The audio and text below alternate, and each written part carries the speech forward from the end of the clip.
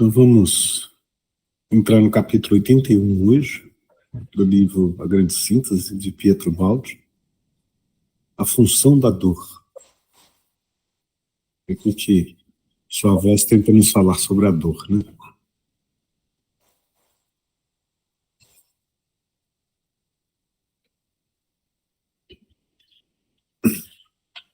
Outra força que o homem moderno teria de compreender é a dor.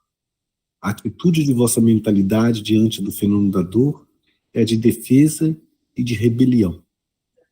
A ciência fez brilhar em vossas mentes a ilusão de uma possibilidade de paraíso imediato na Terra e desencadeou uma guerra contra a dor. Mesmo à custa de qualquer prostituição moral, em um paroxismo de terror que revela como, mesmo nas dobras de sua audácia, esconde-se numa zona cinzenta de fraqueza, uma alma cega diante dos objetivos supremos.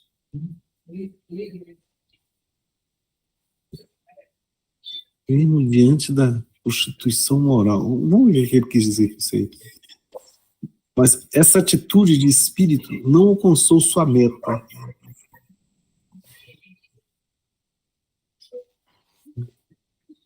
Essa atitude de espírito não alcançou sua meta. E jamais, mesmo no estrondo de tão grande progresso, a dor assanhou-se de tantos mais aguda e profunda. Nunca se viu maior vazio no espírito, faltando a coragem de lutar e saber sofrer. A ciência não compreendeu que a dor tem uma função fundamental de equilíbrio na economia da vida, e como tal, não pode ser eliminada. Ela é íntima função de ordem, função biológica construtiva, como excitante de atividades conscientes. O tão criticado estado de alma de resignação paciente é uma virtude de adaptação, de resistência e de defesa que os povos modernos estão perdendo. A ciência movimentou-se para eliminar as causas próximas da dor. Ela, porém, corresponde a uma lei de ampla causalidade, cujos primeiros e distantes impulsos é mister pesquisar. Essas causas estão na substância dos atos humanos, na natureza individual.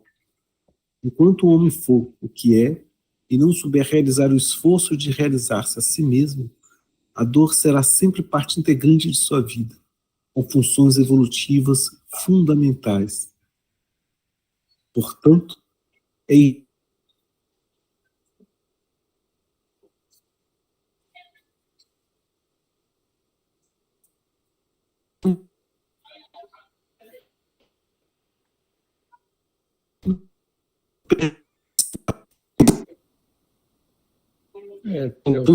A voz sumiu,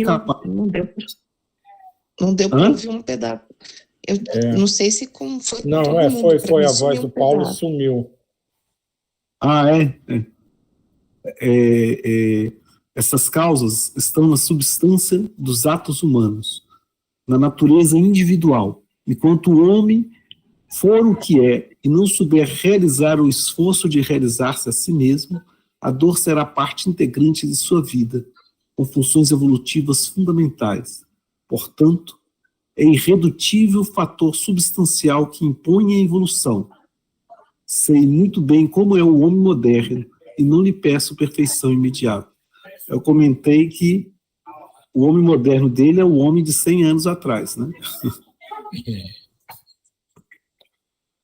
É interessante, me lembrou um pouco minha mãe, né? A minha mãe, ela falava, quando a gente era criança, que quando a gente começou falando aqui, né, dos chinelos voadores, disso, eu me lembrei dos beliscões de orelha, essas coisas todas que aconteciam na nossa infância, né? E uma das coisas que ela falava muito tá reclamando, isso aqui tem que educar agora, porque depois a vida tá aí, com a boca aberta para vocês verem o que é. Se vocês, tipo assim, que era preferível ter essas dores lá infantis, né, do que enfrentar a vida, que a vida estava de boca aberta. Então, era quase era assustador pra gente, né? Essa vida adulta, porque a vida adulta ia fazer sofrer muito. Assim, era isso que a gente entendia, né? Que a gente estava ali, ou apanhando, ou sendo limitado, frustrado, né? Nas coisas que não podíamos fazer, né? E aí causava essas dores, né? Essas limitações da infância que toda criança, né, sofre. E ela colocava isso, de que quando nós crescêssemos, a vida estaria com a boca bem aberta. E se a gente não aprendesse quando criança, iríamos sofrer como adultos. E isso marcou bastante.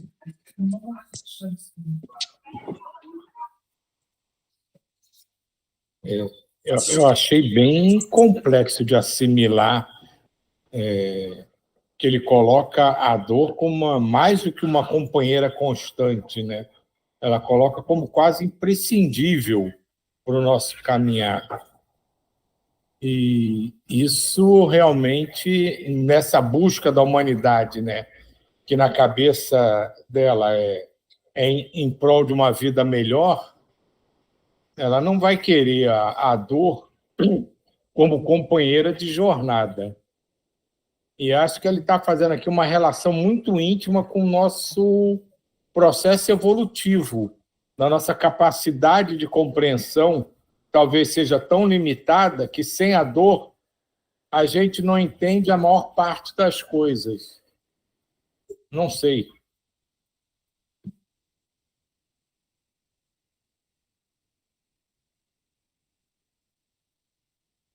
Mas sabe o que me veio à cabeça? Aquilo que a Diego falou ontem foi de muita propriedade, muita sabedoria. A dor corrige a pessoa, aquilo que ela falou, que conforme for, aumenta o orgulho, sabe? Então, a dor tem que ser pedagógica. Como é que tu faz para a dor ser pedagógica? Depende da pessoa. Ele vê isso que você acabou de falar isso. Enquanto não vê, ele até amaldiçoa o Criador. Essa vida é um inferno. Essa vida é uma desgraça, só sinto dor. Isso que eu estou falando é fato, esse mundo corriqueiro. Mas existe agora esse monte de remédio, como ele falou, ele está criticando isso aqui, tá? De nós termos acesso à tecnologia. Se não fôssemos para ter acesso a essa tecnologia de aliviador, não chegaria até nós. Isso nós sabemos disso. Se chegou, porque nós somos merecedores.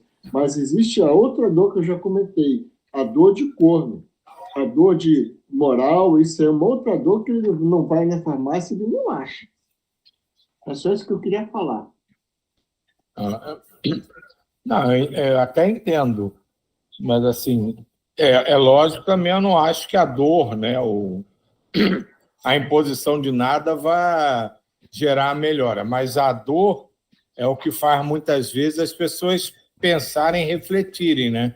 Porque quando que as pessoas se aproximam de Deus, quando aquelas que não rezam nunca, rezam, pedem piedade, pedem ajuda, justamente quando eles estão sob o efeito da dor. Então, ela tem um caráter educativo nesse ponto. Ela te lembra que você precisa enveredar por um outro caminho do que estava indo. Mas é lógico que não é ela em si que resolve o problema. Ela só faz com que você desperte. Isso, a dor é como se fosse um aviso, né? Que tem algo que saiu do equilíbrio. Então, é uma forma de puxar a gente o ponto de equilíbrio, né? E se não tivesse a dor, a gente não tirava a mão do fogo. Ainda bem que tem a dor que faz que você, opa, minha mão está pegando fogo. Senão a mão iria torrar e a gente não ia saber, não ia perceber, né? Então a dor é um aviso, mas a dor em si é esse meio, não é o fim, né? É um meio, uma forma para mostrar que tem algo fora do equilíbrio, né? Ô, Paulo, deixa eu só falar uma coisa para você, que você tocou num assunto que me veio ontem, quando eu estava andando, me veio Angelina na cabeça, que foi uma prima minha, que era drogada e morreu pegou fogo no cabelo dela, sabe? Uma coisa horrível. E aí eu estava orando para ela e me levaram para o lugar onde ficam as pessoas que se suicidam de fogo. Paulo, é uma coisa horrível. É dor. Ali é dor. Porque a cidade era tipo Vila Rica, assim, sabe? Bucólica, cheio de árvores, casas com quintais, mas as pessoas com tochas humanas correndo pela rua desesperado, gritando, para que, como uma pessoa que botou fogo no corpo e sai correndo, essa dor existe. É uma dor do espírito, outra se rastejando no chão para ver se o fogo apaga, se batendo nos muros, sabe? É um desespero total, foi uma cena muito forte. E aí essa dor persiste. E essa dor aí não tem analgésico, não tem morfina, não tem nada. É só isso que eu queria falar. Talvez a gente esteja encarando dor aqui como dor no nosso entender de dor entre as pessoas. E talvez ele esteja se referindo à dor num sentido mais amplo e maior, que não seria propriamente a dor como a gente entende. A dor é um desespero, é uma dor física, mas um sentimento de incômodo que te gere mudança. Eu ouvindo o que cada um disse aqui, me veio essa ideia na cabeça, que ele não esteja falando de dor como a gente entende o significado de dor, de sofrer, de passar por uma coisa simplesmente desagradável, mas um sentimento que o impulsiona a querer fazer diferente. Eu vejo, gente, a gente sente dor. Desculpa. Não pode falar, que a gente depois... A gente sente dor, gente, desde a hora que nasce, se a gente parar a pensar no grande. A frustração causa dor numa criança. Tudo causa dor. A diferença que eu vejo muito grande é dor e sofrimento, né? A dor, ela é inerente. A gente nasce sentindo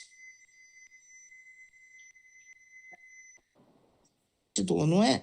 Quando dizem que quando nasce, aí você diz a dor. E essas coisas é que fazem a gente, de alguma forma, evoluir, não tem jeito. Assim, não que a dor no sentido desse de desespero, de tudo, como o Silvio está falando, mas se não houver uma frustração, uma vontade, se tudo for sem dor, sem nada, a gente às vezes não quer nem andar, a gente não precisa disso. E a gente vê isso quando a gente vê uma criação, a gente vê muito, infelizmente, que a gente reservou as crianças de dores, às vezes, bobas, né? A gente não quer frustrar, porque frustrar dá dor, e aí não quer frustrar. Mas lá na frente vai ter outra frustração. E às vezes as pequenininhas dores do dia a dia, uma pequenininha que você aprende a lidar, que constrói você para você enfrentar uma outra diversidade, uma coisa difícil. Então, assim, eu vejo isso tão, para mim, é claro, nesse aspecto da vida. Se às vezes você diz um não que causa dor para aquela que recebe o não, essa dor desse não dado agora vai fazer ela ser forte para frente, para outras situações. Só que a gente não gosta do não. E a gente está fazendo isso, às vezes, com as crianças hoje em dia. E aí, crianças que não conseguem lidar, às vezes, com as frustrações que vão vir, porque a vida é assim, né? Tem essas frustrações. Eu vejo muito essa dor nisso daí. E aí vira sofrimento, aí vira suicídio, vira depressão, vira uma série de coisas, que às vezes são físicas, óbvio, de elementos químicos do corpo da gente, mas às vezes também disso, das frustração que não soube ser trabalhada desde lá, quando era bebezinho, porque a gente está querendo que o mundo seja perfeito. E perfeito no sentido disso, de sem dor. Eu vejo assim. Mas não é mais ou menos o que ele falou, que a humanidade, querendo se livrar da dor, acabou atrapalhando o processo? É isso que eu queria falar. Veja só, Silvio. Quando você falou uma coisa com muita propriedade. Você falou de uma dor ampla que ele está falando aí. Então, é do nosso conhecimento que aqui na Terra a gente já devia parte de sofrimento no plano espiritual. Pelo menos foi essa a mensagem que eles passaram. Então, vamos raciocinar. Nós temos dois exemplos da literatura clássica, um André Luiz e outro Memórias do Suicida, que eles comeram pão que o diabo amassou no umbral. E eles só foram sofrer o despertamento pela dor. E ele falou, meu Deus, me ajude, porque era só orgulho, fraude e tudo mais. No ato dele falar, Deus me ajude, a coisa modificou, ele mudou a forma de pensar, de agir. Aquilo que a Dilma falou, não vai modificar a pessoa, mas lá no umbral ele se modificou e foi resgatado. Então, a dor, ela é bem mais abrangente. Essa dor física, sob a minha ótica, ela está se extinguindo na Terra. Hoje em dia, é comum nessas guerras, como a gente está vendo, o cara, eu já vi vídeo do cara pisar na mina sem o pé e pisando com aquele sem o pé no chão, porque joga remédio anestésico nele que ninguém aguenta isso, cara. E aí, o que acontece? Essa dor que ele está falando aqui, eu estou partindo do princípio da ideia do Silvio, uma dor mais abrangente, porque a dor aqui na Terra praticamente se extinguiu. Assim, isso que a Dilma falou, a criança, quando nasce com dor. Passado, hoje em dia, tem cesárea, tem tanta... Até o médico ajuda no parto, puxar a criança. É muita coisa que tem aí envolvida que alivia esse sofrimento dos nossos antepassados. Mas o moral ainda perdura, é isso só.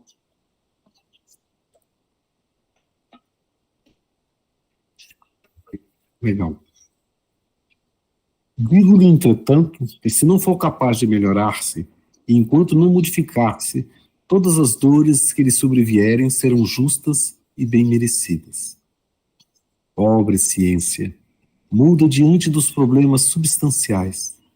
Pobres crianças que odiais a dor e que vós mesmos quisestes e que semeastes, que tendes a ilusão de vencê-la, calando-a e escondendo ao invés de compreendê-la. Os problemas só se resolvem quando são enfrentados com lealdade e coragem. No meio de tanto progresso, cada um caminha mudo dentro de si mesmo, a sorrir numa máscara de cortesia que esconde o seu fardo de males secretos. A cada dia, novos excessos em todos os setores, excitando novas reações de sofrimentos futuros. Se o homem tem de ser livre, e, no entanto, ignora as consequências de suas ações, uma dor atroz que o flagele é para o seu bem a reação necessária e proporcional à sua sensibilidade. Isto é inevitável quando a orientação da vida for toda errada. A lei das coisas nem por isso se modifica, mas reage a cada momento para fazer-se compreender. Em sua ingenuidade, o homem pretenderia violar e modificar a lei, torcendo a seu pavor. Está iludindo de que pode e sabe tudo, fraudando a todos, ri das reações e considera o irmão caído como um falido, ao invés de estender-lhe a mão para que a encontre estendida para si quando for sua vez de cair. Deveria... Para mim, ele escreveu isso ontem, né? Muito bem. Deveria, ao contrário, compreender que em um mundo em que nada se cria e nada se destrói, também no campo das qualidades morais sutis, só se neutraliza um efeito ao reconduzir-se invertido para sua causa, a fim de aí encontrar sua compensação. Não se anula uma quantidade de caráter consciente e moral se não for absorvida pela vida. A mentalidade moderna, míope, limita-se ao jogo da defesa imediata, contra uma força que volta sempre. Com constante esforço expulsa ao invés de absorver-lhe o alívio que a esgota, para não ver e para atordoar-lhe-se nos prazeres, aumenta-se com novos erros, que voltam sempre em forma de novas dores. Assim, homens, classes sociais e nações transferem uns aos outros essa massa saturada de débitos que circula por todos. Passa de geração em geração e fica sempre a mesma, porque ninguém a absorve. Cristo, que morreu na cruz, redimindo a humanidade com sua paixão, é o grandioso símbolo que resume e convalida esses conceitos. Se a gente não usar a dor como um processo de transformação, né, ela perde o seu porquê. E quando a gente tenta enganar a dor, né, mas sem buscar a causa, não tem problema nenhum você aliviar a dor, né? Principalmente você fala assim, estou com dor, estou sofrendo, então tem algum problema. Eu vou aliviar a dor, né, mas eu tenho que corrigir, senão ela volta com tudo, né? Ela volta com tudo. Então é interessante essa questão, né? Não adianta eu ficar tomando remédio para dor de cabeça se eu continuo forçando a vista. Estou dando um exemplo bobo, né?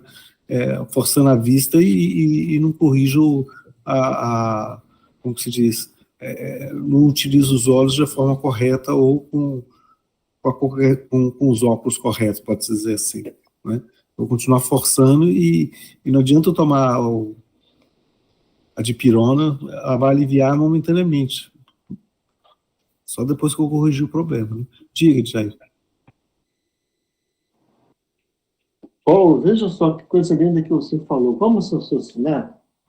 Você tem acesso a dipirona, mas aí você, em tudo, dá graça por essa vontade do Pai. Obrigado, Senhor, por ter acesso a esse remédio para aliviar a minha dor. Sabe, você trabalhar mentalmente isso que você acabou de falar aí.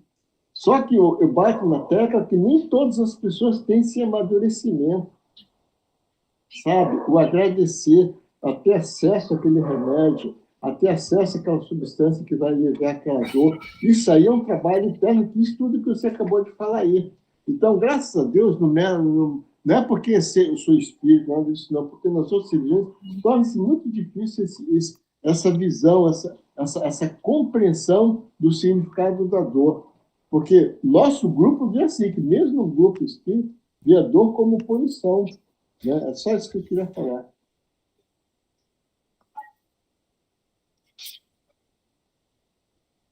Então, o que diríamos ao homem comum que sofre, mesmo ignorando-o? É bem triste, por vezes, o quadro das reações naturais que denominais castigo divino.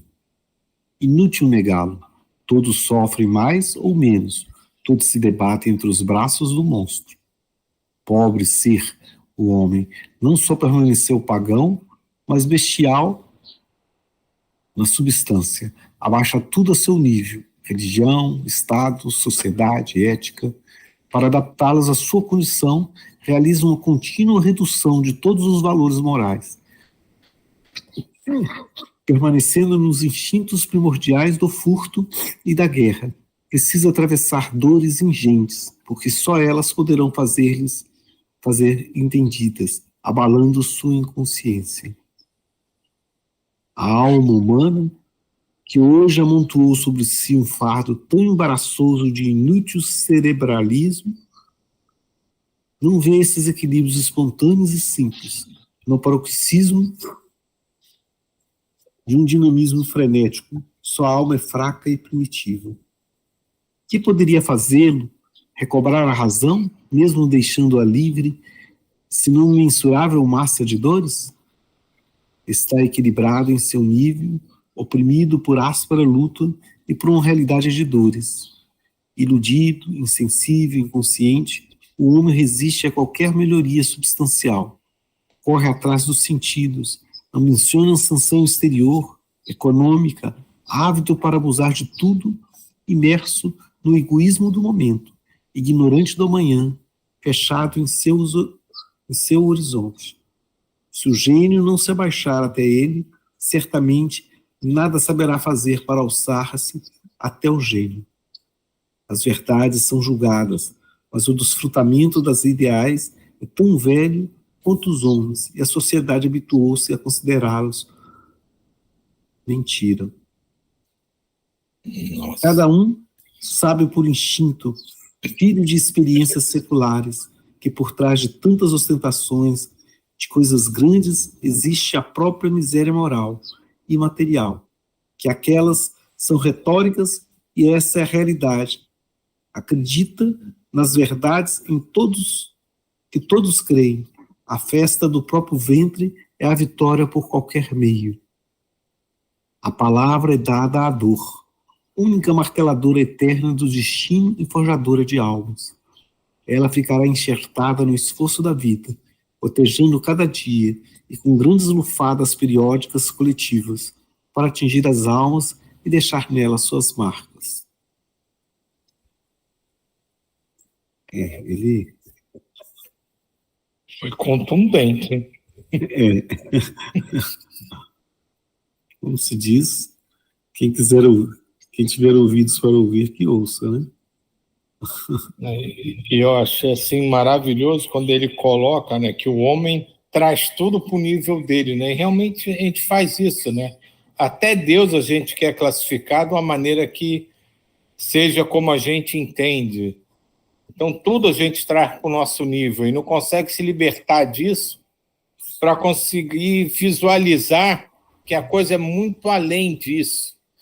Tentar compreender, né? Então, por isso que a gente tem tanta má vontade com a dor, porque ela incomoda, porque a gente não se sente bem ao lado dela, mas a gente não tenta entendê-la. A gente só quer rebatê-la e afastá-la. E com isso a gente deixa de dar asas a um processo que é primordial para o nosso caminhar. Isso é... Poxa, Silvio, pegando isso que você falou aí, que transforma tudo sobre a nossa ótica, né?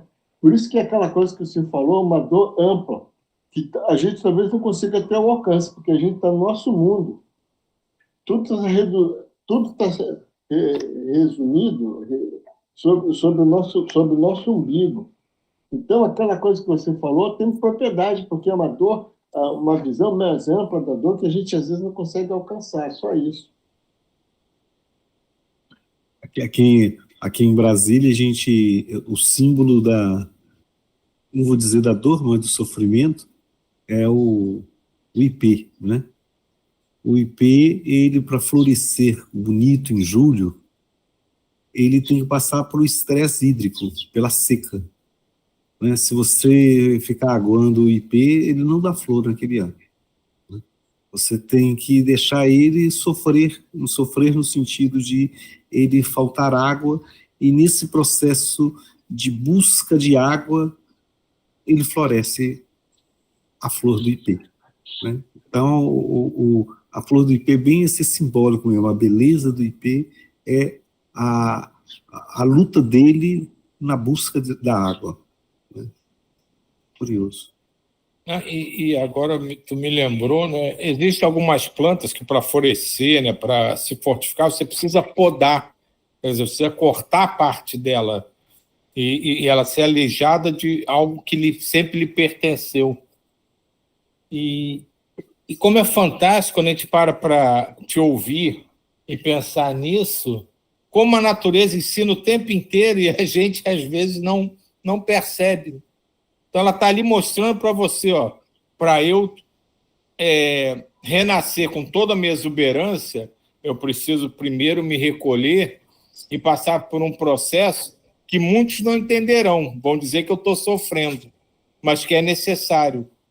E é mais ou menos isso que o Pietro Baldo está dizendo para a gente. A gente não entende que é se livrar da dor, mas sem ela, talvez a gente não consiga florescer. É bem isso mesmo. Me lembrou, é interessante quando a gente fala da natureza, né? Que aí a gente esquece que a gente é a natureza, né? E que, de repente, essa dor é para a gente florescer também, né? Que nós somos natureza. Eu faço parte, eu não sou distante disso, né? Eu sou a natureza, eu sou natureza. E está dentro da natureza. Eu me lembrei muito, Silvio, da filha do Klink, quando né, ficou lá na Groenlândia os 8 meses, e quando ela vai se despindo das amarras, né, e vai se sentindo parte da natureza, né? Ela vê que ela é natureza e que a dor, né, que ela sente dor, ela sente tudo isso, mas tudo é natureza. É bem interessante. Então, já são 8h31 já. Vamos passar para a segunda parte. Vou botar aqui uma música.